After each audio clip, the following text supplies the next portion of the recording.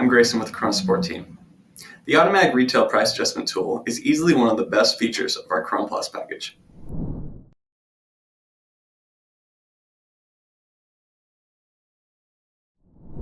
It streamlines profit margin management by allowing you to group products into assortments and set minimum margins for each group. Since not all products are equal in terms of profitability, this feature is customizable to meet your unique needs. For example, you can set up a 10% minimum margin for assortment A, 20% for assortment B, and so on. The tool activates whenever the cost of a product changes during stock receipt booking. It automatically checks the margins for the products in that stock receipt to ensure they meet their assigned minimums. If they don't, the tool adjusts the prices to ensure the minimum profit margins are maintained. Now, let's show you how to set it up. We'll use this test product I created. If we scroll down, we'll see that it has a purchase price of $1 from the supplier. It has a sales price of $1.10, making it a 10% profit margin currently.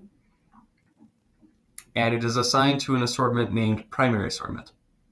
Our next step would be to open this assortment. So we're going to go to sales and open up our assortments. We're going to open up our primary assortment.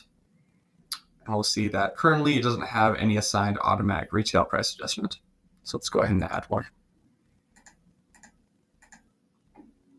By default, it will set up a minimum profit margin percentage of 10%, and it will not have any pattern.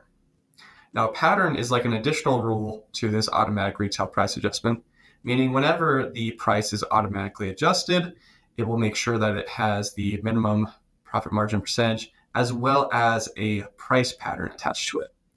Maybe you want all of your prices within your store to end in 99 cents or round to the nearest dollar. This is where you would assign that so that it would automatically do that for you. Now, for this purpose, we're going to keep this as 10%.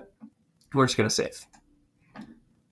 Now, this automatic retail price adjustment comes to effect when you receive a new product and the purchase price changes. So let's go ahead and go to our stock receipt I've created here.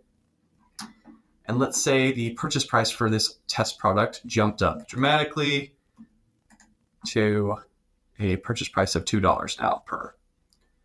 So let's go ahead and book this and see what happens to our price now that we have all these tools set up. Okay, let's just reload our product page, double check. All right, and as you see, it's generated this new price set to start tomorrow, and the tool is working as intended.